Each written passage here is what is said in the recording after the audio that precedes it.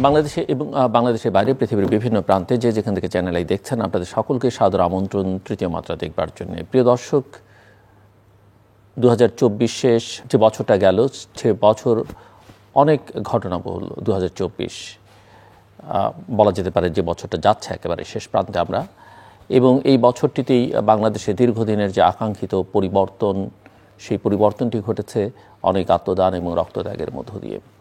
এরপরে অনেক নতুন স্বপ্ন, ইতিমধ্যেই সেই স্বপ্নের মধ্যে একটা ধোঁয়াশা তৈরি হতে শুরু করেছে। সামনের দিনগুলো কেমন যাবে বাংলাদেশের, বিশেষ করে রাজনীতিতে, সেটি নিয়েও নানান জনের মধ্যে সংশয়, উদ্বেগ এবং উৎকণ্ঠা তৈরি হয়েছে। নানা রকমের প্রত্যাশা তৈরি হয়েছে, নানা রকমের সংস্কার কার্যক্রমের জন্য কমিশন করা হয়েছে, কমিশনগুলো কাজ করছে, রিপোর্ট দিবে। কিন্তু সংস্কার শব্দটি বহুল উচ্চারিত বাংলাদেশে, এবং কখনো কখনো সংস্কার শব্দটি ঘৃণিত এবং পরিত্যাজ্য শব্দও বটে। বাংলাদেশের রাজনীতির গতি প্রকৃতি, এবং ইতিমধ্যেই এই বয়ানও আমরা শুনছি যে বাংলাদেশের গত 53-54 বছরে আসলে কিছুই হয়নি।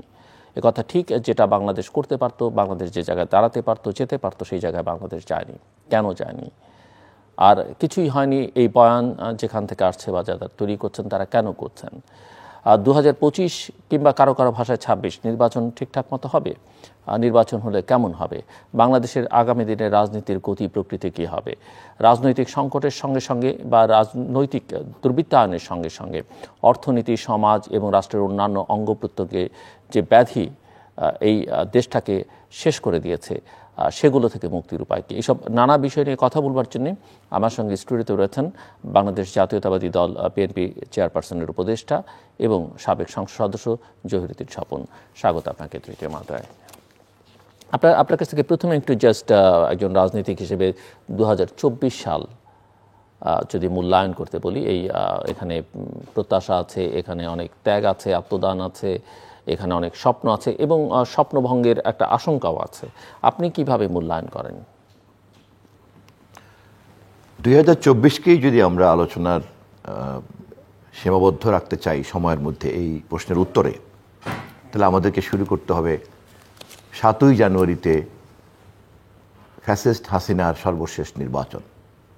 যেই নির্বাচনে বাংলাদেশে কেবলমাত্র ফ্যাসিবাদের সহায়কটা ছাড়া আর কেউ অংশগ্রহণ করে নাই। সেই 7ই জানুয়ারি থেকে শুরু করে 2024-এরই 5ই আগস্ট, এই কয় মাসের মধ্যেই কিন্তু পরিবর্তনটা আমাদের চোখের সামনেই ঘটেছে। আমার সৌভাগ্য অথবা দুর্ভাগ্য, আমি তখন কারাগারে ছিলাম 7ই জানুয়ারিতে যখন নির্বাচন হয়। আবার 5ই আগস্টে যখন সরকার পালিয়ে যায়, হাসিনা পালিয়ে যায়, তখন আমি কারাগারে ছিলাম। ফলে বাইরের থেকে আপনারা যেভাবে দেখতে পেরেছেন, আমি একটু ভিন্ন জায়গা থেকে বিষয়গুলিকে দেখার সুযোগ পেয়েছি। কেননা কারাগারে যেহেতু কাজ থাকে না, চিন্তা করা, বিশ্লেষণ করাই ছিল একমাত্র কাজ। সে কারণে একটা বিষয় খুব পরিষ্কার ছিল, 7ই জানুয়ারি নির্বাচনে আপামর মানুষের যে বর্জন এবং রাজনৈতিক দলগুলি রাষ্ট্রের একটা দৈত্যের ভূমিকার মধ্যে দাঁড়িয়ে এই বর্জনের ডাক দেওয়াটার মধ্যেই সীমাবদ্ধ ছিল তাদের কর্মসূচি। কোনো ভোট কেন্দ্রে কোনো ধরনের কোনো আন্দোলনের তৎপরতা ছিল না ভোটারদেরকে প্রতিহত করার জন্য। কেবলমাত্রই নৈতিক সমর্থনের উপরে ভর করে বিরোধী দলগুলি এই সাজানো নির্বাচন, পাতানো নির্বাচন, যা 2014-তে হয়েছে, যা 2018-তে নিশিরাতে হয়েছে, সেই একই ধারাবাহিকতাতে 2024-এও তিনি আমির নির্বাচনটা করতে গিয়েছিলেন। কিন্তু যখন দেখা গেল যে শতকরা 95% ভোটার স্বতঃস্ফূর্তভাবে ভোট বর্জন করেছে, আমার কাছে মনে হয়েছে যে এটিই ছিল প্যারামিটার। 5ই আগস্টে সকালে যা ঘটেছে তা মূলত 7ই জানুয়ারির ভোট বর্জন করার মধ্য দিয়েই কিন্তু স্বতঃস্ফূর্ত মানুষ তা প্রমাণ করে দিয়েছে। এবং গত 15 বছরে বাংলাদেশ জাতীয়তাবাদী দল এবং অন্যান্য সকল গণতান্ত্রিক শক্তি মিলে এই ফ্যাসিবাদের বিরুদ্ধে গোটা বাংলাদেশকে একটা বারুদে রূপান্তরিত করেছে। বিভিন্ন অঙ্গ সংগঠন বিএনপির নেতা কর্মীদেরকে গুম করা, খুন করা, হত্যা, নির্যাতন, মিথ্যা মামলা, লাগাতারভাবে এই নির্যাতনগুলি ভোগ মধ্য দিয়ে যাওয়া এবং তার ক্রিয়া প্রতিক্রিয়াতে দেশের সমস্ত মানুষের মধ্যেই কিন্তু বিক্ষোভ জমতে জমতে জমতে জমতে একটা বারুদের স্তূপে পরিণত হয়েছিল। এবং বৈষম্যবিরোধী ছাত্র আন্দোলন যখন কোটা সংস্কারের আন্দোলনের কথা বলে দাবি নিয়ে আন্দোলনটাকে সামনে আনলো এবং সেটাকেও যখন সরকার অবজ্ঞা করতে শুরু করলো, তখন এই কোটা সংস্কার আন্দোলনের দেশলাইয়ের কাঠি বিএনপি সহ সকল রাজনৈতিক দলের নেতৃত্বে বাংলাদেশে ফ্যাসিবাদের বিরুদ্ধে জমাকৃত স্তূপীকৃত বারুদকে একটা স্ফুলিঙ্গ বিস্ফোরণে পরিণত করেছে। ফলে কোটা বিরোধী ছাত্র আন্দোলন ছিল কেবলই একটা দেশলাইয়ের কাঠি, কিন্তু এই দেশলাইয়ের কাঠি যে দেশে 5ই আগস্টের বিস্ফোরণ ঘটিয়েছে এবং যেখান থেকে শেখ হাসিনা পালিয়ে যেতে বাধ্য হয়েছে, এর জন্য 15 বছরের দীর্ঘ সংগ্রাম, আন্দোলন, ত্যাগ, তিতিক্ষা, খুম, জখম, এর মধ্য দিয়েই কিন্তু গোটা বাংলাদেশ পরিণত হয়েছিল একটা বারুদের স্তূপে। সেই বিবেচনায় 2024 হচ্ছে গত 15 বছরের বিএনপি সহ সকল রাজনৈতিক আন্দোলনের দলগুলির জমাকৃত স্তূপে বারুদে পরিণত করা, আর কোটা বিরোধী ছাত্র আন্দোলনের দেশলাইয়ের কাঠি তাকে বিস্ফোরণে পরিণত করেছে। ইতিহাসে 24কে এভাবেই দেখা হবে। আপনি এটা বলছেন, কিন্তু সেই আন্দোলনের সঙ্গে যুক্ত থাকা বেশ কিছু নেতৃবৃন্দ তারা এখন যেটা বলছেন যে আওয়ামী লীগ এবং বিএনপি বা যারা অতীতে ক্ষমতা ছিল তারা এই দেশটাকে শেষ করে দিয়েছে, তারা কিছুই করেনি। তারা এখন বলছে, আন্দোলনের প্রশ্নে যখন আপনি বলছিলেন যে 21, 22, 25 এরকম দিনক্ষণ দিয়ে তারা বলছেন যে তখনও পর্যন্ত এই দলগুলো কোনো সিদ্ধান্ত নেয়নি এবং তারা বলেছে যে আমরা এখনও বুঝতে পারছি না যে কী করব, যার মধ্য দিয়ে তারা যেটা বোঝাবার চেষ্টা করছে যে আন্দোলন সেই অর্থে রাজনৈতিক দলগুলোর কোনো ভূমিকা ছিল না এবং তারা এখন একটা কৃতিত্ব দাবি করছে। এই অভিযোগ আপনি কি বলবেন? আবারও আপনাকে একটু পরিষ্কার করে বলতে চাই যে যারা এটা বলছেন তারা, আমি মনে করি যে তাদের এই বিষয়ে মন্তব্য করার জন্য বা একটা সিদ্ধান্ত দেওয়ার জন্য যে ধরনের প্রজ্ঞা এবং অভিজ্ঞতা দরকার তার একটা অভাব রয়েছে। এ কথা ঠিক যে দেশলাইয়ের কাঠি ছাড়া বারুদ আগুনে পরিণত হয় না, কিন্তু দেশলাইয়ের কাঠির যে ওজন পরিমাণ আর বারুদের যে ওজন পরিমাণ তার একটা পার্থক্য থাকেই। রাজনৈতিক দলগুলি যেহেতু দেশ চালিয়েছে, ভবিষ্যতেও চালাবে, এবং যেহেতু ফ্যাসিবাদের বিরুদ্ধে একটা দীর্ঘ সংগ্রামের মধ্যে দিয়ে চলতে হয়েছে, ফলে অত্যন্ত প্রজ্ঞাবান নেতারাও কিন্তু অপেক্ষা করেছেন যে কখন কোন সম্ভাবনাকে কিভাবে কাজে লাগাতে হয়। এবং সে কারণেই রাজনৈতিক নেতৃত্ব অত্যন্ত প্রজ্ঞার সঙ্গেই কোটা বিরোধী ছাত্র আন্দোলনকে ফ্যাসিবাদ পতনের আন্দোলন পর্যন্ত নেয়ার জন্য অপেক্ষা করতে হয়েছে। সেই অপেক্ষাটা তারা করেছেন এবং ফ্যাসিবাদ তার নিজের চরিত্রের কারণেই প্রমাণ করেছে যে আসলে রাষ্ট্র মেরামত ছাড়া, রাষ্ট্র সংস্কার ছাড়া কোটা সংস্কার হয় না। এবং শেষ পর্যন্ত সে কথাই বৈষম্যবিরোধী ছাত্র আন্দোলন তাদের কোটা সংস্কার বিরোধী আন্দোলনকে রাষ্ট্র সংস্কার আন্দোলনে পরিণত করেছেন এবং তার জন্যই ফ্যাসিবাদকে পতনের জন্য তারা জীবনে ঝাঁপিয়ে পড়েছেন। যেই সংস্কার আন্দোলনের কথা, যেই রাষ্ট্র মেরামতের কথা বিএনপির চেয়ারপারসন, ভারপ্রাপ্ত চেয়ারম্যান দেশনায়ক তারেক রহমান 2022 জুন মাসেই কিন্তু আনুষ্ঠানিকভাবে বলেছেন। শুধু বলেননি 31 দফা, শুধু বলেননি, এই দফার পিছনে দেশের অন্যান্য সকল ফ্যাসিবাদ বিরোধী গণতান্ত্রিক শক্তিকে তিনি জড়ো করেছেন, বিএনপি জড়ো করেছে। ফলে একদিকে হয়ে গেছে ফ্যাসিবাদ এবং তার দোসররা, আর একদিকে হয়েছে বিএনপির নেতৃত্বে ফ্যাসিবাদ বিরোধী সকল রাজনৈতিক গণতান্ত্রিক শক্তির একটা মেরুকরণ ঘটেছে। এবং এরকম একটা ধারালো মেরুকরণ 15 বছর ব্যাপী যখন মুখোমুখি দাঁড়িয়ে আছে, তেমন একটা পর্যায়ে কিন্তু তারা কোটা সংস্কারের আন্দোলনে ঝাঁপিয়ে পড়েছিল। আমরা যদি কাল্পনিকভাবে ধরে নেই যে কোটা সংস্কারের দাবিটা সরকার তখন মেনে নিয়েছে, অথবা প্রধান বিচারপতি যেমন দায়িত্বহীনভাবে কথা বলে বিচার ব্যবস্থাকে পর্যন্ত ছাত্রদের মুখোমুখি দাঁড় করিয়ে ফেলেছিলেন, সেটা না করে যদি এই দাবিটাকে একটা মীমাংসার মধ্যে সরকার নিয়ে যেত, তাহলে ব্যাপারটার পরিণতি কি হতো? বা রাজাকার সংক্রান্ত কটূক্তি না করে প্রধানমন্ত্রী, হ্যাঁ, তাহলে ব্যাপারটা কি দাঁড়াতো? তাহলে কিন্তু এই ছোট্ট একটি স্ফুলিঙ্গের সম্ভাবনাটা কিন্তু আবার ফুরিয়ে যেত। রাজনৈতিক দলকে অপেক্ষা করতে হতো আরেকটি স্ফুলিঙ্গের জন্য। এটাই রাজনৈতিক দলের কাজ। এবং তাহলে কি ফ্যাসিবাদের পতন হতো না? নিশ্চয়ই অন্য আরেকটি ঘটনার মধ্য দিয়ে আমরা এই বিস্ফোরণটা ঘটাতে পারতাম।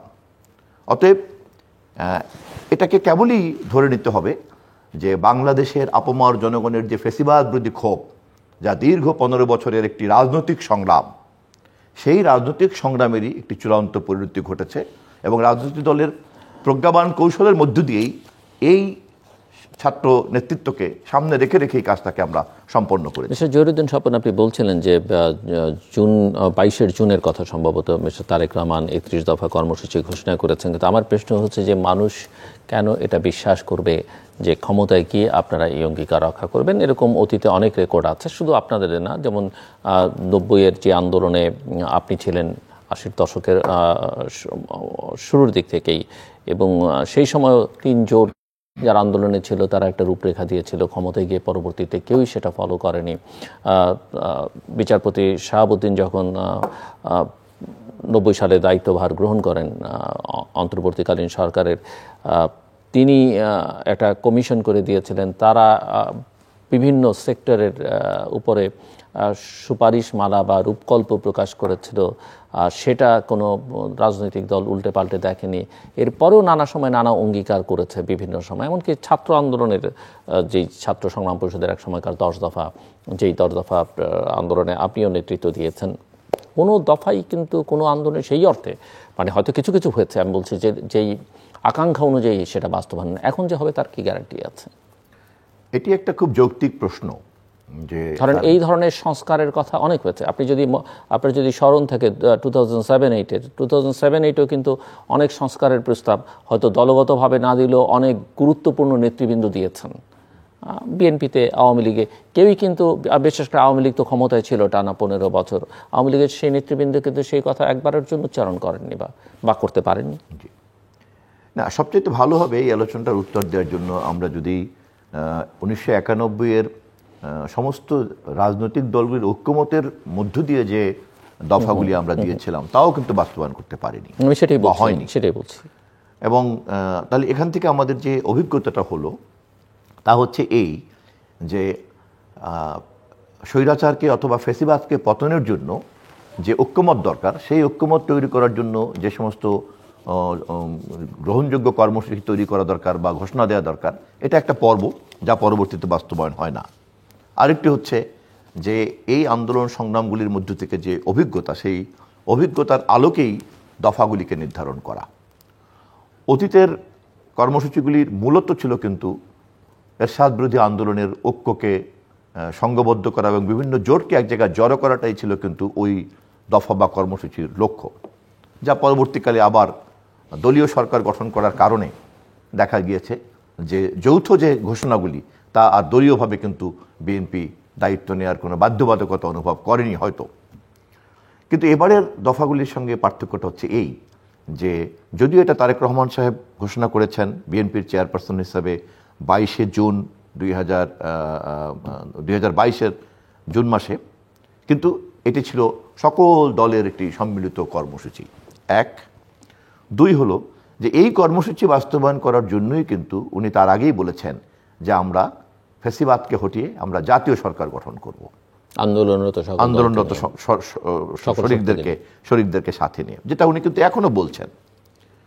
এর পরিবর্তিত এই প্রেক্ষাপটে তো বিজয়টা বিএনপির জন্য কোনো সমস্যা হওয়ার কথা না, বা তখনও কিন্তু বিএনপি, ফলে এই যে উপলব্ধি এবং এই উপলব্ধির আলোকে মেরামতের দফা ঘোষণা করা এবং তার সঙ্গে মেরামতের সঙ্গে সংশ্লিষ্ট সকল রাজনৈতিক শক্তিকে যুক্ত করার যে প্রতিশ্রুতি, এই দুইটা কিন্তু একটি আপনার নতুন দৃষ্টান্ত, যা অতীতের দফাগুলির সঙ্গে কিন্তু মিলবে না। ওগুলি কেবলমাত্র বলার জন্যই বলা, কিন্তু কে বাস্তবায়ন করবে তার নৈতিক বাধ্যবাধকতা কি তা কিন্তু ছিল না।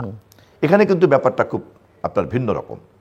এখানে বাংলাদেশ জাতীয়তাবাদী দল সহ সকল দলেরই একটি জনগণের কাছে বাধ্যবাধকতা আছে, আর বিএনপি বড় দল হিসাবে জনগণের কাছে বাধ্যবাধকতা তো আছেই, তার শরিকদের কাছেও কিন্তু বাধ্যবাধকতা আছে। আর দীর্ঘদিন ব্যাপী এই কথাগুলি বলার কারণে ইতিমধ্যেই এটা একটা শক্তিশালী জনমতে রূপান্তরিত হয়েছে। এবং তৃতীয়ত হচ্ছে যে ইতিমধ্যেই অন্তর্বর্তীকালীন সরকারের মধ্যে বৈষম্যবিরোধী ছাত্র আন্দোলনের নেতৃত্বরা অংশীদার থাকার কারণে তারাও খুব জোরালোভাবে কোটা সংস্কারের জন্যই তারা একসময় আন্দোলন করতেন, কিন্তু এখন তারা কিন্তু রাষ্ট্র সংস্কারটাকে খুব আঁকড়ে ধরেছেন, গ্রহণ করেছেন, যা অত্যন্ত ভালো দিক, শুভ দিক। রাজনৈতিক দলগুলি যে বিবেচনায় 2022-এ ঘোষণা দিয়েছে তা কিন্তু বিজয়ের পরে বা সফলতার কিছুদিন আগের থেকে তারাও কিন্তু রাষ্ট্র সংস্কারটাকে একটা শক্তিশালী ফলে, এবং তারা নতুন করে দলও ঘোষণা করতে চেয়েছে। ফলে সব মিলিয়ে রাষ্ট্র মেরামত অথবা রাষ্ট্র সংস্কারের দাবিটা কিন্তু 5ই আগস্টের ফ্যাসিবাদ বিরোধী আন্দোলনের যে বিজয় তার একটা চেতনার সারবস্তু হিসাবে কিন্তু দাঁড়িয়ে গিয়েছে। ফলে যারাই সরকার গঠন করবে এর বাইরে থাকার তার জন্য কোনোভাবেই সম্ভব হবে না। দ্বিতীয়ত, বিএনপি শুধুমাত্র সম্ভাবনা দূরে থাকুক, বিএনপি থেকে ইনিশিয়েট করেছে। বিএনপি প্রথম রাজনৈতিক দল যে এই ফ্যাসিবাদ বিরোধী আন্দোলনের পরিণতিতে একটি নতুন রাষ্ট্র তৈরি করার যে আকাঙ্ক্ষা, মেরামত করার যে আকাঙ্ক্ষা, সংস্কার করার যে আকাঙ্ক্ষা এবং তার জন্য সুনির্দিষ্ট প্রতিশ্রুতি দেয়া আর কোনো দলই কিন্তু বা কোনো ব্যক্তি কিন্তু এই বিষয় নিয়ে সামনে আসে না। সংকটটা তো ওই জায়গায় যে মানে প্রতিশ্রুতি দিয়ে প্রতিশ্রুতি রক্ষা করার যেটা সমস্যা বা সংকট, সেটা নিশ্চিত করা মানুষ সেটা। আমি মনে করি এক্ষেত্রে আপনার এই যে সন্দেহ বা অন্যান্য দেশপ্রেমিক মানুষের এই যে জবাবদিহিতা রাজনৈতিক দলের কাছে করবে কিনা, করতে হবে না করলে কি করব, এক্ষেত্রে সমাধান তো একমাত্র জনমত, অন্য কোনো কিছুই নাই। কারণ যখনই নির্বাচিত জনপ্রতিনিধিরা ক্ষমতায় যাবেন এবং তারা যদি প্রকৃত অর্থেই জনপ্রতিনিধি হিসাবে স্বাধীন মতামত জাতীয় সংসদে চর্চা করতে পারেন এবং রাজনৈতিক দলগুলির এই প্রতিশ্রুতিটাকে তারা যদি কাজে লাগাতে পারেন, তখনই কিন্তু একটা বাধ্যবাধকতা। সংকটের জায়গাটা আপনি যেটা বলছেন যে আমাদের 15 বছরের যে নিপীড়ন, নির্যাতন এবং তার প্রেক্ষিতে একটা অভ্যুত্থান এবং সেই অভ্যুত্থানকে কেন্দ্র করে একটা আকাঙ্ক্ষা, অভ্যুত্থানের শেষ পর্যায়ে ছাত্রনেতৃবৃন্দ সবাই বলছে যে আমরা এমন একটা ব্যবস্থা প্রতিষ্ঠা করতে চাই যেখানে আর কোনোদিন ফ্যাসিবাদ স্বৈর শাসন আসতে পারবে না, এবং যেটা রাষ্ট্রটাকে নতুন করে সাজাবার একটা পরিকল্পনা সবার মতোই। এবং আপনি তো বলছেনই যে আপনারা প্রথমবারের মতো 22 সালে এই ঘোষণা বা একটা রূপরেখা দিয়েছেন।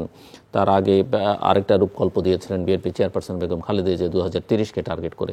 কিন্তু এখন প্রশ্ন হচ্ছে যে এই 8ই আগস্টের পরে যে সরকার গঠিত হলো এবং যে পরিস্থিতির মধ্য দিয়ে বাংলাদেশ যাচ্ছে, সেখানে আশাবাদী হবার জায়গাটা কোথায়? সরকারের পারফরমেন্স কি দেখেন? ইতিমধ্যেই রাজনৈতিক দলগুলো এবং সরকারে থাকা ব্যক্তিবর্গ যে ধরনের আলোচনা, ডিসকোর্স বা বিতর্কের মধ্যে জড়িয়ে পড়েছে, সেটাকে আপনি কিভাবে মূল্যায়ন করেন?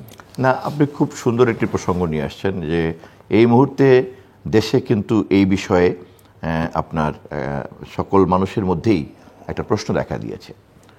প্রথমত, অন্তর্বর্তীকালীন সরকার কথাটার মধ্যেই কিন্তু একটা অন্তর্বর্তীকালীন সময় প্রমাণ করে, ইমপ্লাইড, স্বয়ংক্রিয়ভাবে। দ্বিতীয়ত, একটি সাংবিধানিক ব্যবস্থার মধ্যে এরকম একটি অন্তর্বর্তীকালীন সরকার অন্তর্বস্তুর দিক থেকেই কিন্তু সে কেবলমাত্র সাংবিধানিক সরকার তৈরি করা, জনগণের সরকার তৈরি করার মাঝখানের যে সময়টুকু, ওই সময়টুকুই সুচারুভাবে সম্পন্ন করাই তার কাজ। এই কথাগুলি কে উচ্চারণ করেন, কে করেন না, কে বলেন না, তা চাইতেও বড় কথা হচ্ছে অন্তর্বর্তীকালীন শব্দগুলির মধ্যেই কিন্তু এই সরকারের এই চরিত্রগুলি নিহিত আছে। বরঞ্চ সরকারের মধ্যে কেউ যদি তা বুঝতে ভুল করে থাকেন তাহলে এটা তাদের অজ্ঞতা। সাধারণ মানুষের কিন্তু এটা বুঝতে কোনো ঘাটতি নেই, কারণ রাষ্ট্রের মালিক হচ্ছেন জনগণ, এবং জনগণ তার এই মালিকানা চর্চা করবেন কেবলমাত্র ভোটের মধ্য দিয়ে। এবং সেই ভোট যেহেতু তারা দিতে পারেন নাই, এটিই ছিল কিন্তু ফ্যাসিবাদ বিরোধী আন্দোলন সংগ্রামের প্রধানত মূল কারণ। কারণ তারা মনেই করেন যে প্রকৃত জনপ্রতিনিধিরা দেশ শাসন করতে না পারার কারণে জবাবদিহিতা ছিল না, জবাবদিহিতা না থাকার কারণে রাষ্ট্রে একটা লুটপাট এবং একটা অলিগার্ক শ্রেণী তৈরি হয়েছে বা অন্যান্য সমস্ত সমস্যাগুলি তৈরি হয়েছে। সেই ক্ষেত্রে দেখা গিয়েছে যে সরকার গঠন করার পরে মানুষ যে সরকারের কাছ থেকে যা যা প্রত্যাশা করেছিল তার অনেকটাই তারা হয়তো পূরণ করেছেন। বিশেষ করে ফ্যাসিবাদের বিরুদ্ধে তাদের যে মানুষের যে ক্ষোভ বিক্ষোভ, তাকে তারা প্রতিনিধিত্ব করছেন, এ কথা সত্য। কিন্তু একই সঙ্গে যখন দেখা যায় যে পরীক্ষার্থীরা এসে দাবি করলেই তাদেরকে অটো পাস করে দেওয়া হচ্ছে, বৈষম্যবিরোধী ছাত্র আন্দোলনের বিজয়ের যে ইমেজ, তার সঙ্গে কিন্তু সেই আন্দোলনের ফসল হিসাবে এরকম একটি সরকারের এই সিদ্ধান্ত কিন্তু মানায় না।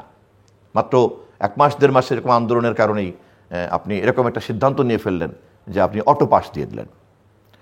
আপনি যে আন্দোলনের সার্বজনীনভাবে সকল মানুষের অংশগ্রহণ ঘটেছে, শেষ মুহূর্তে বৈষম্যবিরোধী ছাত্র আন্দোলনকে নেতৃত্বে রেখে কাজটা করা হয়েছে। এটি যেহেতু একটা রাজনৈতিক সংগ্রাম, মূলত এবং এই রাজনৈতিক প্রশ্ন, রাজনৈতিক দলগুলি, রাজনৈতিক সংগ্রাম, রাজনৈতিক দলগুলি প্রকাশ্যে অথবা নেপথ্যে কাজ করে, এটাই তো স্বাভাবিক, কারণ এন্ড অফ দ্য ডে এটা একটা পলিটিক্যাল ইস্যুস। কিন্তু কেউ কেউ এটাকে উপস্থাপন করেন এমনভাবে যে এটার কৃতিত্ব কেবলমাত্রই ওই গত 15ই জুলাই থেকে 5ই আগস্ট পর্যন্ত যারা সামনে ছিলেন কেবলমাত্র তাদেরই এটাও একটা, আমি মনে করি যে প্রজ্ঞার অভাব এটাতে লক্ষ্য করা যায়। এভাবে জনগণের সার্বজনীন একটা বিজয়কে কেউ কুক্ষিগত করতে পারেন না। আমরা এরকম যে সীমাবদ্ধতাগুলি এই সরকারের ক্ষেত্রে খেয়াল করেছি, আমরা দেখেছি যে বলার সময় যেভাবে বলা হচ্ছে, কিন্তু কোনো কোনো বন্দীকে ঠিকই জামিন দেওয়ার জন্য সরকারের উচ্চ পর্যায় থেকে আপনার পদক্ষেপ নেওয়া হচ্ছে, তাহলে সেখানেও কিন্তু একটা বৈষম্য। অপরাধীদেরকে দমন করার ব্যাপারে আইনের যে প্রয়োগ, সেখানেও কিন্তু একটা বৈষম্য সরকার করতে বাধ্য হচ্ছে, অথবা কিন্তু সরকার এ ব্যাপারে কিন্তু সৎভাবে কিন্তু তার পরিষ্কার করছে না। যেমন সাবের চৌধুরী সাহেবকে অথবা মনে করেন মান্নান সাহেবকে জামিন দিতে হয়েছে, আবার অনেকের ক্ষেত্রে কিন্তু আর ব্যাপারটা ওরকম না। তাহলে বোঝাই যাচ্ছে এখানে কিন্তু একটা দ্বৈততা আছে। আমরা দেখছি যে স্থানীয় সরকার যারা আওয়ামী লীগের পৃষ্ঠপোষকতায় বিনা ভোটে নির্বাচন করলো, বিভিন্ন ওয়ার্ড কাউন্সিলর হলো, বিভিন্ন ওয়ার্ডের মেম্বার হলো, তাদেরকে নিয়ে নতুনভাবে দল করা হচ্ছে রাষ্ট্রের পৃষ্ঠপোষকতায়, সরকারের পৃষ্ঠপোষকতায়। পরাজিত পতিত ফেসিবাদের জন্ম দেয়া স্থানীয় সরকারের ওই সমস্ত পান্ডা গুন্ডা যারা প্রকৃতপক্ষে জনগণের প্রতিনিধি না, তাদের উপরে ভর করে একটা নতুন সংস্কারের লক্ষ্যে একটা দল তৈরি করার চেষ্টা করা হচ্ছে, যা কিন্তু জনমনে আপনার একটা সন্দেহ তৈরি করছে যে তারা এই ধরনের উদ্যোগ কতটা পরিপক্ক, এ ধরনের উদ্যোগ কতটা সৎ, এ ধরনের উদ্যোগ কতটা পরিচ্ছন্ন, কতটা স্বচ্ছ। গত 15 বছরের প্রায় 600 লোককে গুম করা হয়েছে, হাজার হাজার লোককে মৃত্যুবরণ করতে হয়েছে, রাজনৈতিক কর্মীকে, এবং তাদের লাশের উপরে দাঁড়িয়েই কিন্তু 15ই জুলাই থেকে 5ই আগস্টের এই সর্বোচ্চ ত্যাগের বা সর্বশেষ মুহূর্তের ত্যাগের একটা প্রেক্ষাপট তৈরি হয়েছে। কিন্তু সেই ত্যাগগুলি তো হারিয়ে যেতে পারে না। এই যে গুমের যে কান্না, গুম তো 15ই জুলাই থেকে 5ই আগস্টের এই সময়ের মধ্যে তো মুখোমুখি লড়াইয়ে প্রায় 1,500 নেতাকর্মীকে মৃত্যুবরণ করতে হয়েছে, যার মধ্যে রাজনৈতিক দলের নেতাকর্মীদের সংখ্যাই কিন্তু বেশি, এবং তারা অত্যন্ত সঙ্গত কারণেই বৈষম্যবিরোধী ছাত্র আন্দোলনকে নেতৃত্বে রেখেই কাজটা করেছে। কিন্তু তার আগের সমস্ত ধরনের লাশ, গুম, খুন, নির্যাতন, মিথ্যা মামলা সবটাই কিন্তু রাজনৈতিক কর্মীদেরকে বহন করতে হয়েছে। সরকারি ক্ষমতার অপব্যবহার করে দল গঠন করার একটা অভিযোগ কিন্তু উঠেছে। এটা তো হতে পারে না, কারণ এটা একটা সার্বজনীন উদ্যোগ, রাজনৈতিক দলগুলি বাইরে দাঁড়িয়ে। তথাপিও যেহেতু এই সরকার আমাদের সকলের আন্দোলন সংগ্রামের ফসল, ফলে আমরা তার সঙ্গে গঠনমূলক সমালোচনা, দর কষাকষির মধ্য দিয়েই এগোতে চাই, এবং জনগণের পক্ষে একটি অবাধ নির্বাচন তৈরি করার জন্য তাদেরকে আমরা সহযোগিতা করতে চাই। সর্বশেষ আমরা খেয়াল করছি যে শুধুমাত্র এই ধরনের দুর্বলতাই নয়, এমন এমন কিছু দুর্বলতা সরকারের গুরুত্বপূর্ণ নীতি নির্ধারকরা প্রকাশ করে ফেলছেন, যা রীতিমতো দুশ্চিন্তা এবং উদ্বেগের কারণ। যেমন একজন উপদেষ্টা, যিনি নীতি নির্ধারক এই সরকারের, তিনি প্রতিবেশী রাষ্ট্রের মানচিত্র, আমাদের মানচিত্র ইত্যাদি বিষয়ে এমন একটা স্ট্যাটাস সোশ্যাল মিডিয়াতে দিলেন, যা একজন নীতি নির্ধারক হিসাবে এটা সকলেই অবাক হয়ে গেছে। তবে এটা খুবই আশার দিক যে উনি নিজেও এ ধরনের একটা অর্বাচীনতাকে উপলব্ধি করতে পেরেছেন, এবং সে কারণে উনি প্রত্যাহার করে নিয়েছেন 2 ঘন্টার মধ্যে। 2 ঘন্টার মধ্যে তার এই উপলব্ধিকে আমি ধন্যবাদ জানাই।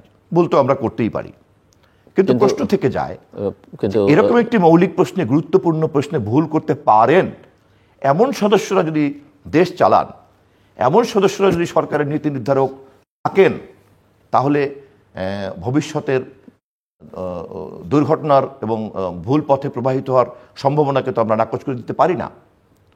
ফলে জাতির সামনে এই মুহূর্তের যে সমস্ত জরুরি কর্তব্যগুলি আছে, সে সমস্ত কর্তব্যগুলি সম্পন্ন করার কাজটা এমনদের হাতে এই মুহূর্তে আমরা দিয়ে বসে আছি যারা এই ধরনের ভুলও করেন। ফলে প্রত্যাহার করাটার কারণে আমি যেমন তাকে ধন্যবাদ জানাই, তেমনি জাতির এই উদ্বেগের সঙ্গেও আমি কিন্তু একমত প্রকাশ করছি। তাতে অবশ্যই প্রতিবেশী দেশের প্রতিক্রিয়া বন্ধ হয়নি, প্রত্যাহার করে নেবার পরেও তারা তাদের প্রতিক্রিয়া জানিয়েছে। হ্যাঁ, উভয় দিকেই কিন্তু ক্ষতি হয়ে গেল। আপনি অভিযোগ করছেন, কিন্তু পাল্টা অভিযোগ যেটা বিএনপির আপনার দলের বিরুদ্ধে, সেটা হচ্ছে যে আপনারা নির্বাচন নিয়ে ব্যস্ত হয়ে গেছেন। দেশের অত্যন্ত গুরুত্বপূর্ণ যে আকাঙ্ক্ষা, জন আকাঙ্ক্ষা, সংস্কারগুলো, সেগুলোর দিকে মনোযোগ না দিয়ে আপনারা দ্রুত নির্বাচন চাইছেন। আপনারা দখলবাজিতে ব্যস্ত হয়ে পড়েছেন। আপনারা বিভিন্ন পদ প্রতিষ্ঠান এগুলো নিয়ন্ত্রণে নেবার চেষ্টা করছেন। এই অভিযোগ বিএনপির বিরুদ্ধে পাল্টা দিক থেকে, উল্টো দিক থেকে করা হচ্ছে। এর জবাব কি আপনার কাছে? দেখুন, 5ই আগস্টে দুপুরবেলায় শেখ হাসিনা পালিয়ে গিয়েছে। 8ই আগস্ট সন্ধ্যার সময় ডক্টর ইউনূস সাহেব সরকার দায়িত্ব নিয়ে সরকার গঠিত হয়েছে। এই সময়টাকে আমাদের একটু ভালোভাবে মূল্যায়ন করা দরকার। এই সময়টা দেশ কিভাবে চলেছে, হত্যাকারী যে পুলিশ কর্মকর্তারা ছিল তাদের দায় দায়িত্ব নিরপরাধ পুলিশ কর্মকর্তারাও বহন করে পুলিশের ইউনিফর্ম তখন একটা অপরাধীর ইউনিফর্মে পরিণত হয়েছিল। ফলে পুরো পুলিশ ব্যবস্থা কিন্তু ভেঙে পড়েছিল। সামরিক বাহিনী এই পতিত ফেসিবাদ এমনভাবে সাজিয়েছিল যে তারা হয়তো পুলিশের সঙ্গে সহযোগিতা করবে, অথবা পুলিশ ব্যর্থ হলে তারা গুলি করে মানুষ মারবে। কিন্তু জেনারেল ওয়াকারের নেতৃত্বে সামরিক বাহিনী একটা প্রজ্ঞার পরিচয় দিয়েছে, দেশপ্রেমের পরিচয় দিয়েছে, দায়িত্বের পরিচয় দিয়েছে। ফলে তারাও এক্ষেত্রে একটা নিরাপদ দূরত্বে থেকেই তারা তাদের এই দায়িত্বশীল ভূমিকাটা পালন করেছে। তার পক্ষে তো আর আইন শৃঙ্খলার প্রাত্যহিক কাজ করা সম্ভব না, সেই বিষয়ে তারা দক্ষ না, এবং তাদের কোনো আগ্রহ ছিল না, অত্যন্ত সঙ্গত কারণেই ছিল না। তাহলে পুলিশের অনুপস্থিতিতে এবং সামরিক বাহিনীর এই নিরাপদ দূরত্বে দাঁড়িয়ে দায়িত্বশীল ভূমিকা পালন করার এই সময়টাতে দেশটা কিভাবে চলল, কোন শক্তি তৎকালীন সময়কার ভারসাম্য, শান্তি, শৃঙ্খলা, রাজনৈতিক বন্দোবস্ত সমস্ত পরিস্থিতিকে নিয়ন্ত্রণ করল? এই প্রশ্নের উত্তর যদি আমরা সৎভাবে খুঁজি তাহলে অবশ্যই আন্দোলনরত সকলেই মিলে আমরা করেছি। এরপরে প্রশ্ন আসে, আন্দোলনরত সকলের তৃণমূল পর্যায় পর্যন্ত সমাজকে প্রভাবিত করা, নেতৃত্ব দেওয়ার কতটুকু কাঠামোগত কতটা শক্তি আছে, বিস্তৃতি আছে, কতটা জনবল আছে? সবাই স্বীকার করবেন একমাত্র বাংলাদেশ জাতীয়তাবাদী দল বিএনপিরই কেবলমাত্র তৃণমূল পর্যায় পর্যন্ত সেই জনবল আছে। বাকিরা কেউ হয়তো রাজধানীতে, কেউ হয়তো শিক্ষা প্রতিষ্ঠানে, তারা সকলেই তাদের সম্মান রেখেই বলতে চাচ্ছি। তাহলে এ কথা কিন্তু অঙ্কের মতো করেই পরিষ্কার হয়ে দাঁড়ায় যে বাংলাদেশ জাতীয়তাবাদী দলের নেতৃত্ব, বিশেষ করে ভারপ্রাপ্ত চেয়ারম্যান হাজার মাইল দূর থেকে যেভাবে নিয়মিত প্রতিটি কাজকে উনি নির্দেশনা দিয়েছেন, তারই কিন্তু সুফল হিসাবে 5ই আগস্টের থেকে 8ই আগস্ট পর্যন্ত সরকারবিহীন বাংলাদেশে যে শান্তি শৃঙ্খলাটা থাকলো, তার শতকরা 90-95 কৃতিত্ব কিন্তু বাংলাদেশ জাতীয়তাবাদী দলের। এরপরেও এই কৃতিত্ব পালন করতে গিয়েও এ কথা তো অস্বীকার করার কোনো উপায় নেই যে এই দলের 56,000 বর্গমাইলের বিস্তৃত জনবলে কোথাও কোথাও বিচ্ছিন্ন বিক্ষিপ্ত ঘটনা ঘটেছে এবং ইতিমধ্যে প্রায় 350 নেতাকর্মীকে বহিষ্কার করা হয়েছে। যখনই কোনো সংবাদ পাওয়া হচ্ছে তখনই তার বিরুদ্ধে সাংগঠনিক ব্যবস্থা নেওয়া হচ্ছে। ভারপ্রাপ্ত চেয়ারম্যান তার বক্তৃতায় প্রতি মুহূর্তে এই সমস্ত বিপদগামী নেতাকর্মীদেরকে তিনি সতর্ক করছেন, সাবধান করছেন। দলীয়ভাবে কঠোর ব্যবস্থা নেওয়া হচ্ছে, প্রশাসনকে সহযোগিতা করতে বলছি আমরা। ফলে রাজনৈতিক দল হিসেবে আর কি করার থাকতে পারে? তারপরেও যতটুকুই এ ব্যাপারে আমাদের বিপদগামীরা জড়িয়ে পড়েছেন তার নৈতিক দায়িত্ব থেকে আমরা নিজেদেরকে অস্বীকার করতে চাই না।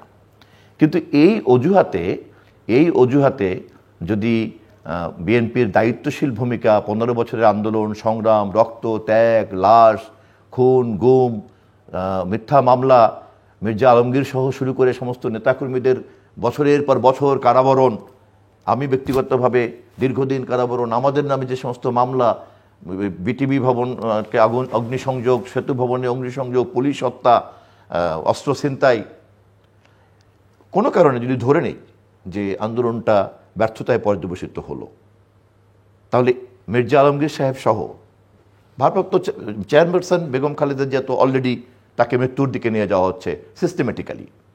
ভারপ্রাপ্ত চেয়ারম্যান তারেক রহমানকে সিস্টেমেটিক্যালি রাজনীতির দূরে বাইরে রাখা হচ্ছে। মহাসচিব সহ আমরা আমাদের স্ট্যান্ডিং কমিটির সব নেতাদেরকেই কারাগারের মধ্যে আটকে রেখে পুলিশ হত্যার মতো মামলা দিয়ে বসে রাখা হয়েছে। যদি কাল্পনিকভাবে আমরা ধরে নেই যে খারাপ পথে যদি দেশের ভবিষ্যৎ যেত, তাহলে সংক্ষিপ্ত আদালত করে এই অভিযোগে আমরা যারা অভিযুক্ত হয়েছিলাম, পুলিশ হত্যার অভিযোগে অথবা টিভি ভবন অথবা সেতু ভবনে অগ্নিসংযোগ অথবা মেট্রো রেলে অগ্নিসংযোগ, তাদের যে ফাঁসি দেওয়া হতো না, তার নিশ্চয়তা কি?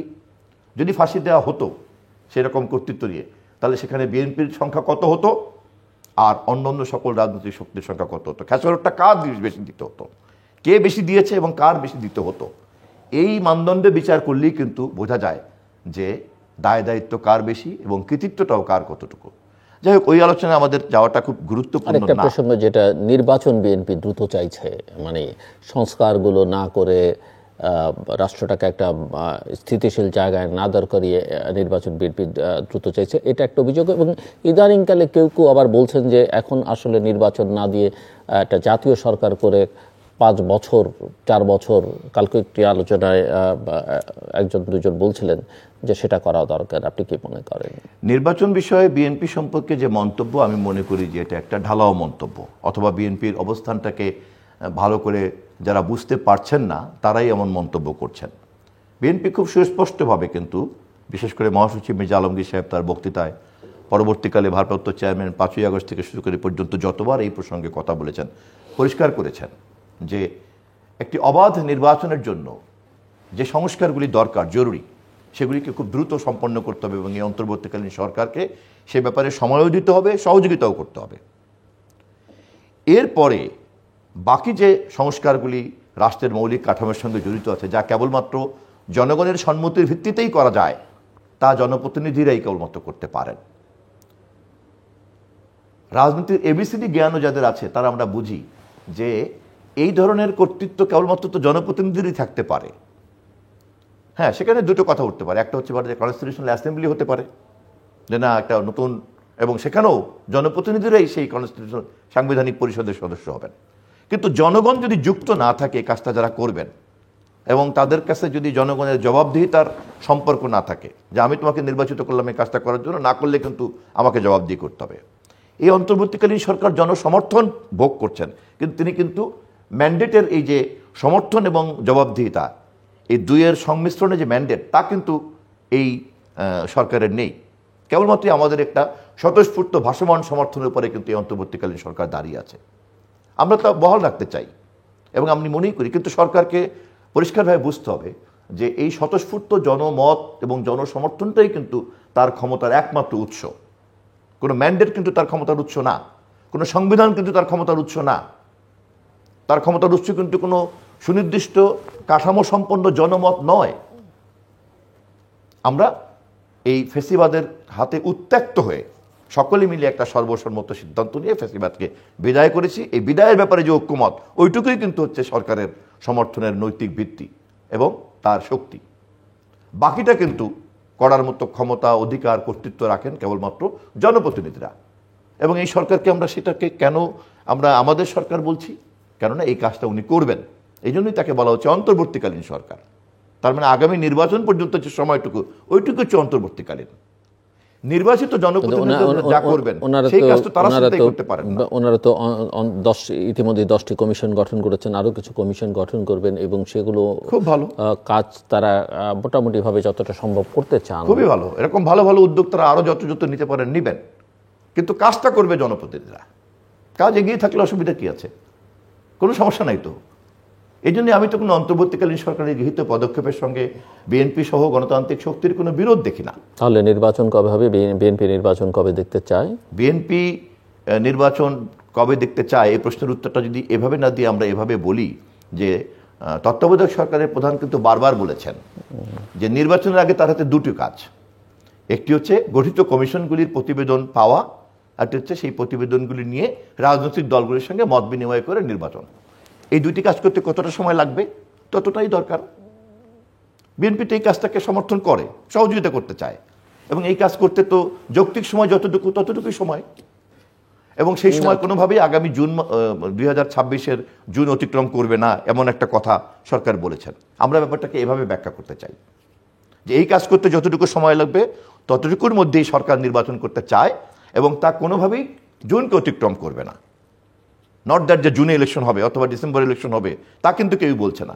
কাজ যদি শেষ করতে জানুয়ারি ফেব্রুয়ারির মধ্যে যদি প্রতিবেদনগুলি জমা হয়ে যায় এবং সেই প্রতিবেদনগুলি নিয়ে রাজনৈতিক দলগুলির সঙ্গে যদি মত বিনিময় করতে 2 মাস 3 মাস লেগে যায়, জুন জুলাইতে যদি সরকার প্রধান বলেন যে হ্যাঁ আমাদের কাজ শেষ, নির্বাচনের আগে আমি যা হয়ে গেছে করবেন নির্বাচন। কিন্তু তারা তো সংস্কারও করতে চাইছেন কিছু, এবং এরকম আলোচনা এখন আছে সরকার বা সরকারের ঘনিষ্ঠজনদের কাছ থেকে যে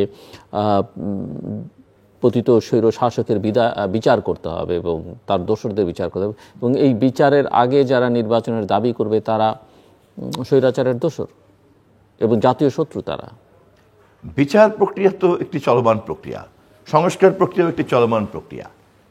যারা এই কথা বলেন আমার মনে হয় তারা বিচার প্রক্রিয়া এবং সংস্কার প্রক্রিয়া সম্পর্কে তাদের ধারণার কোনো অভাব আছে। সংস্কার একটি চলমান প্রক্রিয়া, উন্নয়ন একটি চলমান প্রক্রিয়া। আমরা খেয়াল করেছি ফেসিবাদ কিন্তু এভাবেই গণতন্ত্র, নির্বাচন, জনগণের অধিকার, তার নাগরিক অধিকারের বিকল্পভাবে তারা উন্নয়নকে হাজির করেছেন। আগে উন্নয়ন, পরে জনগণের অধিকার, পরে নির্বাচন, পরে গণতন্ত্র। নিশ্চয়ই আপনার মনে আছে, সম্মানিত দর্শকদের নিশ্চয়ই সকলেরই মনে আছে। এইভাবে যদি কেউ উপস্থাপন করেন এই সরকারের, তখন কিন্তু মনে হবে যে শেখ হাসিনার মতোই তারা সংস্কারকেও জন অধিকারের, গণ অধিকারের, নাগরিক অধিকারের, সংবিধানের, গণতন্ত্রের এবং নির্বাচনের বিকল্প হিসেবে হাজির করতে চাচ্ছেন। তা যদি হয় তাহলে জনগণ যেমন উন্নয়নকে যেমন তার অধিকারকে বাদ দিয়ে বেছে নেয় নাই, তেমনি জনগণ সংস্কারের এই কথাকেও কিন্তু তার অধিকারকে স্থগিত রেখে, ভোটাধিকারকে স্থগিত রেখে, নির্বাচনকে স্থগিত রেখে তো তারা মেনে নিবেন না। রাষ্ট্রের মালিক তো জনগণ।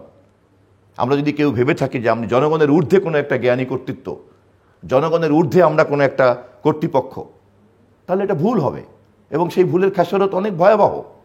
বাংলাদেশ জাতীয়তাবাদী দল এই বিষয়ে কিন্তু খুব পরিষ্কার, এবং সে কারণেই এই সমস্ত বিষয়ে কথা বলার ক্ষেত্রে আমাদের নেতৃত্ব অত্যন্ত ভারসাম্যমূলকভাবেই কিন্তু কথা বলছেন। অনেক অনেক কথাতেই সাধারণভাবে আরও অনেক তীর্যক প্রতিক্রিয়া হওয়ার কথা। বাংলাদেশ জাতীয়তাবাদী দলের মতো এত বিশাল একটি রাজনৈতিক দলের এরকম একটি সংকটকালীন সময়কার তার প্রতিপক্ষের অনুপস্থিতিতে যে শূন্যতা, সেখানে তার যে একটা স্বয়ংক্রিয় কর্তৃত্ব বিএনপির এখন এই মুহূর্তে বিরাজ করে, কিন্তু বিএনপি তা কিন্তু হজম করে চলছে। সকল অংশীদারকেই কিন্তু একটা সমতার মধ্য দিয়ে কিন্তু আমরা চলতে চাচ্ছি। কারণটা হচ্ছে এই যে আমরা জনগণের অধিকার চর্চা করার জন্য ভোট এবং ভোটের মধ্যে দিয়ে জনগণ তার মালিকানা চর্চা করবে, এর বাইরে আর কোনো পথ তো আমাদের জানা নেই। আপনি জানেন যে বিগত বছরগুলোতে আদালত এবং অন্যান্য প্রতিষ্ঠান ব্যবহৃত হয়েছে সরকারের রাজনৈতিক স্বার্থ সিদ্ধির জন্য বা উদ্দেশ্য বাস্তবায়নের জন্য।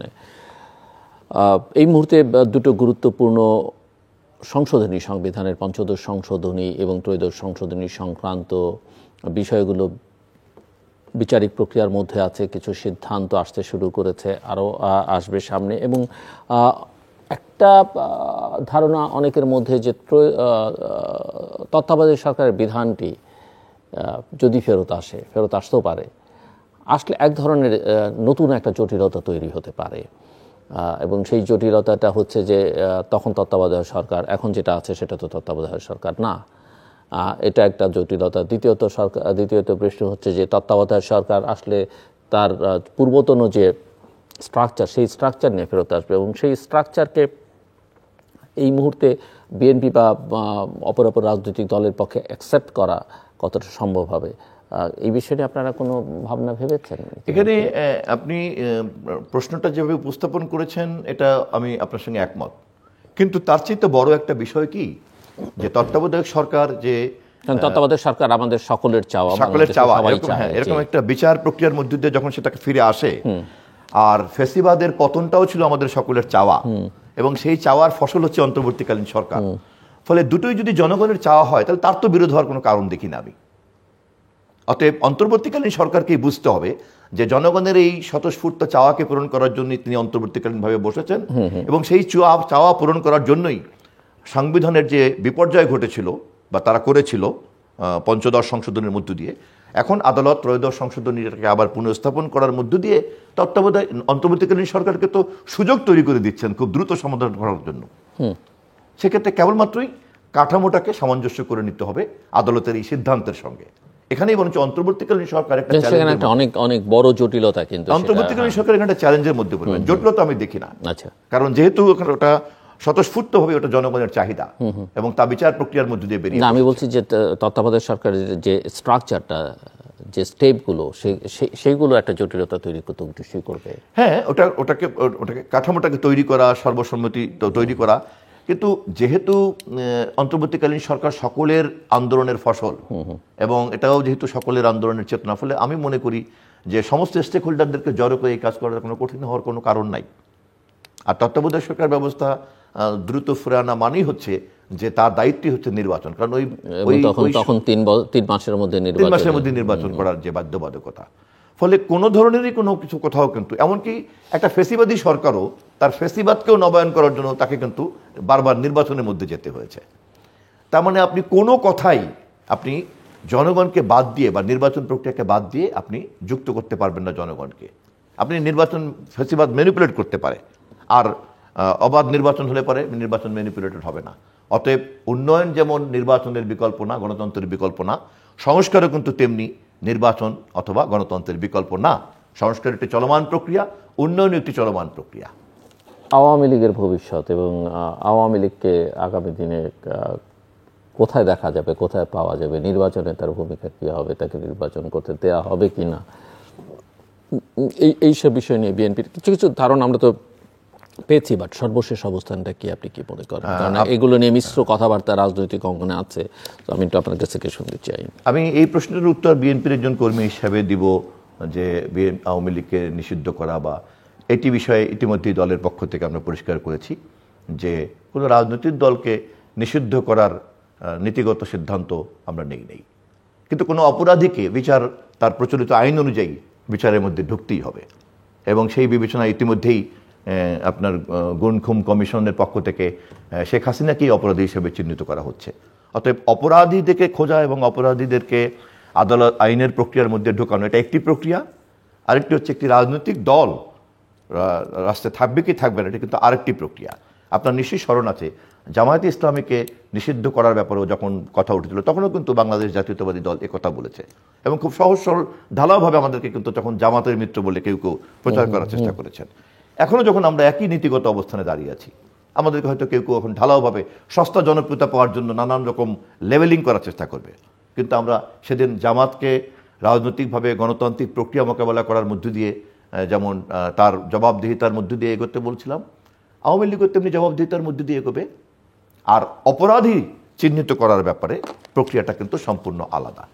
আর আরেকটা প্রশ্ন আপনি যেটা করেছেন, এটি আমি আওয়ামী লীগের ভূত ভবিষ্যৎ কি, আমি এটি বিএনপির কর্মী হিসাবে কথা না বলে কর্মী হিসেবে আমার মন্তব্যটি হচ্ছে এই যে এটা খুবই দুঃখজনক যে আওয়ামী লীগের মতো এরকম প্রবীণ একটি দল এবং 1970-এর নির্বাচনে পাকিস্তানের প্রধানমন্ত্রী হওয়ার মতো জায়গায় যে আওয়ামী লীগ চলে গিয়েছিল, সেই নির্বাচনী দল এবং পাকিস্তানের চাপিয়ে দেওয়া যুদ্ধ, সেই যুদ্ধের পরবর্তীকালে প্রথম সরকারও গঠন করলো।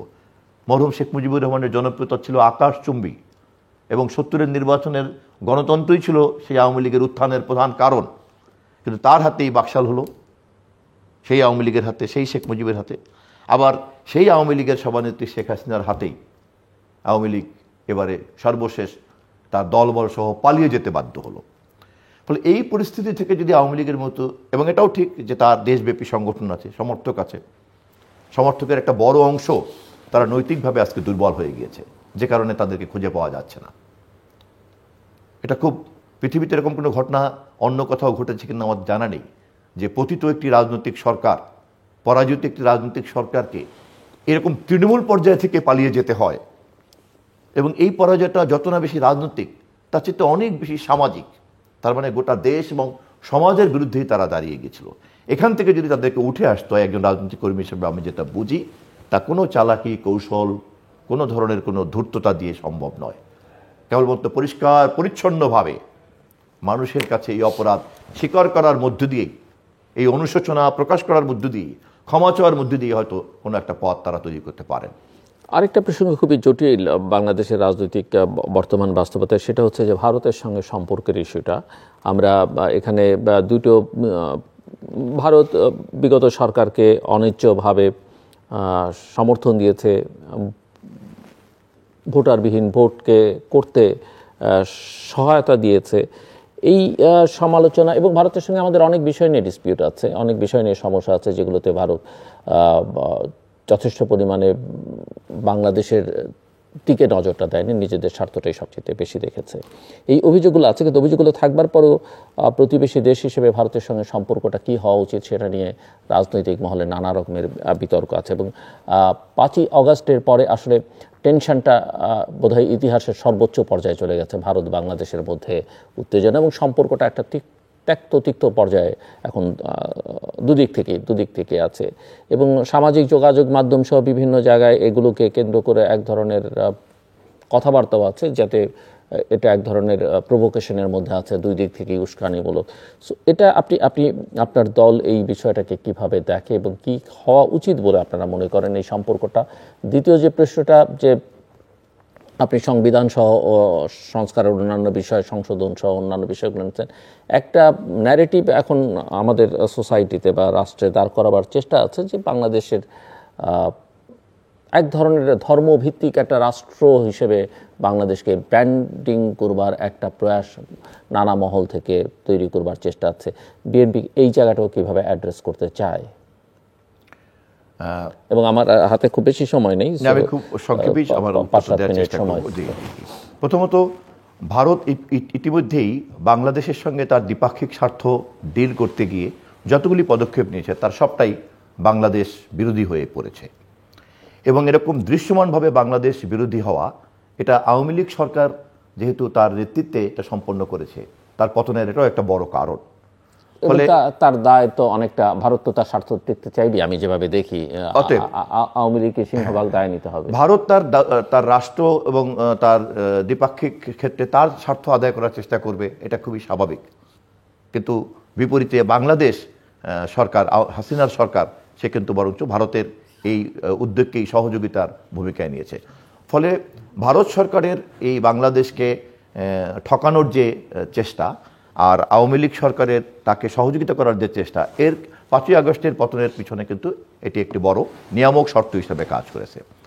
এবং সঙ্গত কারণেই আওয়ামী লীগের সহযোগিতা নিয়ে, শেখ হাসিনার সহযোগিতা নিয়ে ভারতের এই যে উগ্র দেশপ্রেম, যা তাকে কিন্তু আঞ্চলিক নেতৃত্বের জায়গা থেকে নাকচ করে দেয়। এবং এই সমস্যা কিন্তু শুধু বাংলাদেশের সঙ্গে তাই নয়, ভারতের কিন্তু এই সমস্যা আমরা দেখেছি শ্রীলঙ্কাতে, আমরা দেখেছি মালদ্বীপে, আমরা দেখেছি নেপালে। সর্বত্রই কিন্তু ভারতের নীতি নির্ধারকদের একটা অংশ এবং ভারতের ব্যুরোক্রেসি, ভারতের ডিপ স্টেট, তারা কিন্তু মনেই করে যে একটা উগ্র ভারতপন্থী নীতি গ্রহণ করলেই বোধহয় তারা জিতে যাবে, যা বরঞ্চ তাকে কিন্তু আঞ্চলিক নেতৃত্ব থেকে কিন্তু বরঞ্চ দিনকে দিন সরিয়ে দিচ্ছে। ফলে ভারতের এই বাংলাদেশ নীতিটা হচ্ছে বাংলাদেশ বিরোধী নীতি। এবং তার প্রতিক্রিয়াতে বাংলাদেশের মানুষ যা বলছেন, তার মধ্যে যে আক্রোশ, ক্ষোভ, বিক্ষোভ, এগুলিকে আমরা স্বাগত জানাই, সম্মান করি। কিন্তু যেহেতু আমাদের মধ্যে সীমানাটা অপরিবর্তনীয়, এবং যেহেতু আমি বাংলাদেশকে ভালোবাসি, এবং যেহেতু আমরা বাংলাদেশকে এই কাঠামোর মধ্যেই, এই সীমান্ত, এই উপমহাদেশের এই যে সীমানাগুলি, এর মধ্যেই যেহেতু আমি আমার দেশকে ভবিষ্যতের দিকে এগিয়ে নিয়ে যেতে চাই, সে কারণে সঙ্গত কারণেই প্রতিবেশী সকলের সঙ্গেই আমরা একটা সুসম্পর্ক রাখতে চাই। ফলে একদিকে ইতিমধ্যেই যা আমাদেরকে ক্ষতি করা হয়েছে তার ব্যাপারে আমাদের প্রতিক্রিয়া, জনগণের পাশে দাঁড়িয়ে প্রতিক্রিয়া ব্যক্ত করতে হবে, এবং অপরদিকে দর কষাকষির মধ্য দিয়ে ভবিষ্যতে নিজেদের স্বার্থ আদায় করা এবং সেই ধরনের একটি সুসম্পর্কের জায়গা তৈরি করা যা পরস্পরের স্বার্থকে নিশ্চিত করতে পারে। এক্ষেত্রে শহীদ রাষ্ট্রপতি জিয়াউর রহমানের পররাষ্ট্রনীতিকে আমরা স্মরণ করতে পারি। এরকম একটি পরিস্থিতির কারণেই কিন্তু উনি সার্কের মতো একটি বহুপাক্ষিক একটা ফোরামের কথা বলেছিলেন। আমরা সবাই জানি যে সেই ফোরামটা জন্মলগ্ন থেকে ভালোই কাজ করছিল। অনেক দ্বিপাক্ষিক এবং বহুপাক্ষিক সমস্যাগুলি কিন্তু আমরা সমাধান করতে পারতাম বা পেরেছিও, আরও পারতাম, কিন্তু ভারতেরই অনিচ্ছার কারণে সেই সার্ককে কিন্তু নিষ্ক্রিয় করা দেওয়া হয়েছে।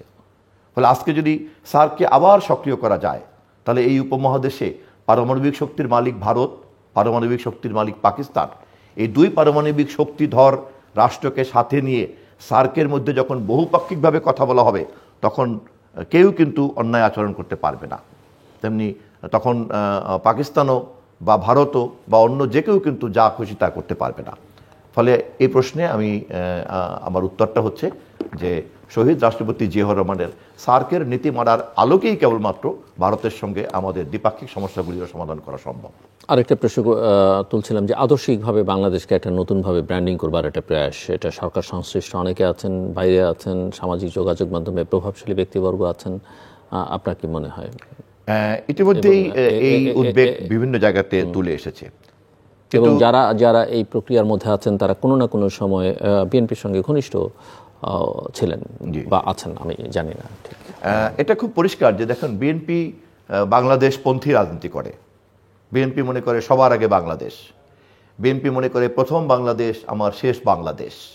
বাংলাদেশ কেন্দ্রিক আমরা সমস্ত কিছুকে চিন্তা করতে চাই। কে কার বিরুদ্ধে আমরা, এটা আমার পরিচয় না।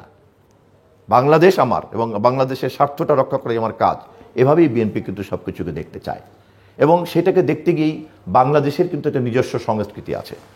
যেমন পশ্চিমবাংলার লোকেও বাংলায় কথা বলে, আমরাও বাংলায় কথা বলি, কিন্তু পশ্চিমবাংলার সংস্কৃতি আর আমার বাংলাদেশের সংস্কৃতি কিন্তু এক না। এই পার্থক্যটা যারা বোঝেন না তারা কেউ কেউ বাঙালি হওয়ার জন্য পশ্চিমবাংলার কলকাতার বুদ্ধিজীবীর কাছে সার্টিফিকেট চান। এই পার্থক্য যারা বোঝেন না তারা এখানে ইসলাম ধর্ম চর্চা করার জন্য পশ্চিম পাকিস্তানে গিয়ে তখন সার্টিফিকেট আনতেন বা পাকিস্তানের কাছ থেকে অথবা আরব দেশে গিয়ে সার্টিফিকেট আনতে চান। কিন্তু বাংলাদেশে যারা প্রকৃত বাংলাদেশী তারা ইসলাম চর্চা করার জন্য আরব বা পাকিস্তান অথবা অন্য কোনো মধ্যপ্রাচ্যের দেশ থেকে তার সার্টিফিকেট নিতে হয় না, আর তার বাঙালিত্ব চর্চা করার জন্য পশ্চিমবাংলার বুদ্ধিজীবীদের কাছ থেকে সার্টিফিকেট নেওয়া দরকার পড়ে না।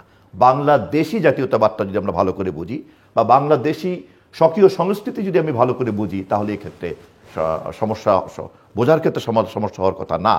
আর যারা এটাকে একটা ধর্মীয় রাষ্ট্র করতে চান অথবা আফগানিস্তানের মতো ওরকম একটি জায়গায় নিতে চান এবং এরকম উগ্রতার কথা বলে ধর্মভীরু একটা অংশকে উত্তেজিত করতে চান, শুনতে তাদের কাছে হয়তো ভালো লাগতে পারে বা তাদের নিজেদের চিন্তার সঙ্গে হয়তো উত্তেজনা মিলে যেতে পারে, কিন্তু এই দেশের মানুষের ধর্মচর্চার সঙ্গে এই দেশের মানুষের নৃতাত্ত্বিক জাতীয়তাবাদ চর্চার কোনোদিনও কোনো বিরোধ ছিল না। মুদ্রার এই পিঠে যেমন বাঙালি জাতীয়তাবাদ, অপর পিঠে আছে তার ধর্মবিশ্বাস। জাস্ট এক মিনিটে 2025কে আপনি কেমন দেখেন, মানে কেমন দেখতে? আমি খুবই আশাবাদী দেখবেন বলে আপনি মনে করছেন? আমি খুবই আশাবাদী। মহান মুক্তিযুদ্ধের পরে দীর্ঘ সময় আমরা অতিক্রম করেছি, সময়গুলিকে আমরা অনেক সময় কাজে লাগাতে পারিনি। এ দায় দায়িত্ব অবশ্যই রাজনৈতিক নেতৃবৃন্দকে, ইতিহাসে যারা যারা যখন ছিলাম তাদের নিতে হবে। কিন্তু এই প্রথম একটা আত্মমূল্যায়নের মধ্যে কিন্তু রাজনৈতিক প্রক্রিয়া পড়তে বাধ্য হয়েছে। সেটি শেখ হাসিনা দিল্লিতে বসে যেখানেই ঘুমিয়ে থাকেন না কেন তাকে মূল্যায়ন করতে হচ্ছে এখন। এবং বাংলাদেশেও বিএনপি সহ সমস্ত রাজনৈতিক দলই রাষ্ট্র মেরামত করার কথা বলতে আমরা বাধ্য হচ্ছি। এই যে শেখ হাসিনা যে বাধ্য হচ্ছেন দেশ থেকে পালিয়ে গিয়ে পরিস্থিতিটা বোঝার জন্য, আর আমরা যে মেরামতের মধ্যে থাকতে বাধ্য হচ্ছি এবং আমরা যে পরিকল্পনা দিয়েছি, আবার অপরদিকে এখন মেরামতের একটা প্রতিযোগিতার মধ্যে বৈষম্যবিরোধী ছাত্র আন্দোলনের নেতারা ফেলতে চাচ্ছেন যে কে কত বড় সংস্কারবাদী, কে কত বেশি মেরামত করতে চান। এটাই বরঞ্চ এখন প্রতিযোগিতার বিষয় হয়ে দাঁড়িয়েছে। এটাই খুব ভালো লক্ষণ। ফলে অতীতের সমস্যা সমাধানের উদ্যোগের সঙ্গে এবারের সমস্যা সমাধানের উদ্যোগের কিন্তু একটি বড় পার্থক্য হচ্ছে, সকলের মধ্যেই কিন্তু একটা রাষ্ট্র মেরামতের প্রতিযোগিতা চলছে, সংস্কারের প্রতিযোগিতা চলছে এবং এই প্রতিযোগিতা জনমত ছড়িয়ে পড়েছে মানুষের মধ্যে। সোশ্যাল মিডিয়ার কারণে কিন্তু এই সমস্ত স্পিরিট এটা কেবলমাত্রই আর এখন হাতে গোনা ড্রয়িং রুমের কিছু বুদ্ধিজীবীদের স্পিরিট না, এটা কিন্তু এখন একটা সাধারণ মানুষের আকাঙ্ক্ষায় পরিণত হয়েছে। রাস্তাঘাটে আপনি ছোটোখাটো সমস্যা আমি নিজেও দেখেছি, ধরেন একটা পুলিশকে অন্যায় সমাধান করার জন্য, আজকে আমার ছোট এক বন্ধু বলছিলেন যে তাকে অন্যায়ভাবে আরেকটা গাড়ি এসে মেরে দিল, কিন্তু পুলিশ দাঁড়িয়ে থাকলো, কিছু বলল না। পুলিশকে জিজ্ঞাসা করলো, পুলিশ বলল যে উনি একজন এমপি সাহেব, তো এই জন্য আমি এটা করতে চাই না। তো বলে যে সব দোষ তো পুলিশের না, রাজনীতিবিদরা না করলে, যাই হোক সে রাজনীতিবিদদেরকে দোষ দিচ্ছিলেন। ফলে এই প্রথম কিন্তু সকলের মধ্যে একটা চেতনা তৈরি হয়েছে। আমি এই জন্য আশাবাদী যে আগামী জাতীয় নির্বাচনের মধ্য দিয়ে এই রাষ্ট্র মেরামতের কাজ একটা জাতীয় ঐক্যমতের ভিত্তিতেই সম্পন্ন হবে। অনেক ধন্যবাদ মিস্টার জহিরুদ্দিন স্বপন। দর্শক, কথা বলছিলেন বাংলাদেশ জাতীয়তাবাদী দল বিএনপি চেয়ারপারসনের উপদেষ্টা এবং সাবেক সংসদ সদস্য জহিরুদ্দিন স্বপন। যে বছরটি গেছে সেই বছর নিয়ে তিনি তার ব্যক্তিগত এবং তার দলের পক্ষ থেকে খানিকটা মূল্যায়ন করবার চেষ্টা করেছেন, বিশ্লেষণ করবার চেষ্টা করেছেন, 25 কেমন যাবে সেটাও বলবার চেষ্টা করেছেন। তিনি আশাবাদী এবং রাজনীতিবিদদের আশাবাদী হতেই হয় এবং জনগণের মধ্যে আশার সঞ্চারটাও তাদেরকে করতে হয়। সেভাবেই তিনি সেটা করবার চেষ্টা করেছেন এবং নির্বাচনের কথা বলেছেন। আমাকে যদি বলেন, আমি যেভাবে দেখি বা তার কথা থেকে যেটা বুঝি বা বাইরের অন্যদের সঙ্গে কথা বলে, 2025 সাল বাংলাদেশের জন্য কল্যাণকর হবে যদি বাংলাদেশে একটি কাঙ্ক্ষিত যে নির্বাচন, অবাধ, সুষ্ঠু, গ্রহণযোগ্য, অংশগ্রহণমূলক, আন্তর্জাতিক মানসম্পন্ন, শান্তিপূর্ণ নির্বাচন করা যায়। সেটা বাংলাদেশকে একটা নতুন পথে যাত্রার সূচনা করতে সহায়তা করবে। অন্যথায় যা আমি দেখি, নির্বাচন যদি না হয় এবং নির্বাচনী প্রক্রিয়া থেকে যদি বাংলাদেশ ধীরে ধীরে সরে থাকবার চেষ্টা করে, সেটা বাংলাদেশকে আরও গাঢ় অন্ধকারের দিকে নিয়ে যাবে। এখন সিদ্ধান্ত নেবার পালা যে আমরা কোনটা চাই। যারা ক্ষমতায় আছেন তারা এই সিদ্ধান্ত নেবেন এবং একই সঙ্গে বাংলাদেশের ক্রিয়াশীল সকল রাজনৈতিক দলগুলোকে সিদ্ধান্ত নিতে হবে যে তারা কি করবেন, তারা সরকারের সঙ্গে কিভাবে বিষয়টার ফয়সালা করবেন, সেই সিদ্ধান্তও তাদেরকে নিতে হবে। আমাদের সঙ্গে থাকবার জন্য অসংখ্য ধন্যবাদ। আপনাদের সবার জন্য শুভকামনা।